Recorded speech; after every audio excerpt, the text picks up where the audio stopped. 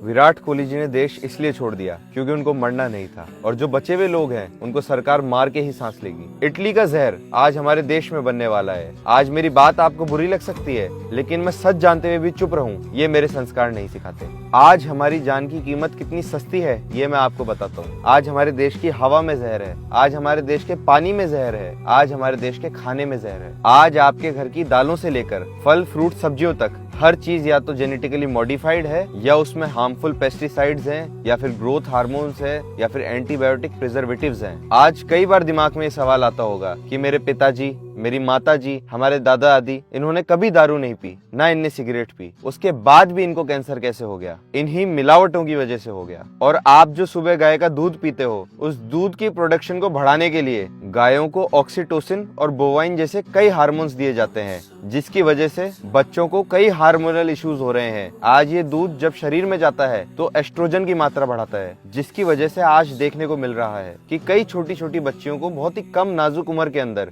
Menstrual cycle शुरू हो जाती है। अगर आज सरकार इन चीजों को नहीं रोक पा रही है तो सरकार को ये चीज कंपलसरी कर देनी चाहिए कि हर खाने की चीज पे लेबल हो जिस पर लिखा हुआ हो स्पष्ट तरीके से कि ये खाना ऑर्गेनिक है या इसके अंदर किसी प्रकार के ग्रोथ हार्मोन्स, एंटीबायोटिक्स या फिर पेस्टिसाइड्स का यूज किया गया है। क्योंकि देश की जनता को झूठे भरोसे पर रख के बीमार करना सही नहीं है। आज पीने के पानी की क्या हालत है ये आप सब लोगों ने देख लिया है, और दिल्ली की हवा में सांस लेने पर तो आपके बिना सिगरेट पिए ही फेफड़े काले पड़ रहे हैं और लंग कैंसर जैसी बीमारी के खतरे बढ़ रहे हैं। और आज यही हाल पूरे देश का होता जा रहा है। और आज इतना कुछ हो जाने के बाद भी ये सरकार पूरी जी जान से लगी हुई है हालातों को और खराब करने में। महाराष्ट्र में अब एक केमिकल बनने जा रहा है जो दुनिया के कई देशों के अंदर बैन है। इसको फॉरएवर केमिकल बोलते हैं, क्योंकि ये कभी भी नष्ट नहीं किया जा सकता, चाहे ये आपके खून में क्यों ना हो। और यह केमिकल पहले कुछ समय के लिए इटली में बनाया जा रहा था, और आज इसको इटली में भी बैन कर दिया गया है, क्योंकि इटली के नेशनल हेल्थ इंस्टीट्यूट के अकॉर्डिंग इंसान के खून के अंदर पीएफएज यानी कि फॉरएवर केमिकल की मात्रा 8 नैनोग्राम से कम होनी चाहिए। लेकिन उस फैक्ट्री के वर्कर्स के खून में 91,000 नैनोग्राम से भी ज्यादा पीएफएज मिले, और वहाँ के पानी में भी पीएफएज मिल जाने के कारण अप्रोक्स 3,50,000 लोग इस चीज से कंटेमिनेट हो गए। और ये फॉरएवर केमिकल सिर्फ उनके खून में ही नहीं, वहाँ की महिलाओं के ब्रेस्ट मिल्क तक में मिला। और इस केमिकल के कॉन्टेक्ट में आ जाने से आपको heart disease, cancer, liver and kidney damage और रिप्रोडक्टिव डिसऑर्डर्स तक फेस करने पड़ सकते हैं। और इंडिया में जहाँ पर ये केमिकल खुद बनने जा रहे हैं, वहाँ पर इनको रेगुलेट करने के लिए कोई लॉज भी नहीं है। तो मेरे देश के सभी जेनजीज और युवाओं से एक रिक्वेस्ट है कि मेरे इस मैसेज को देश के हर एक व्यक्ति तक ये वीडियो शेयर करके पहुंचाए, क्योंकि मैं इस लड़ाई को अकेले नहीं लड़ सकता। तो अब समय आ गया है कि हम सब फिर एक साथ मिलकर हमारे देश को बचाएं।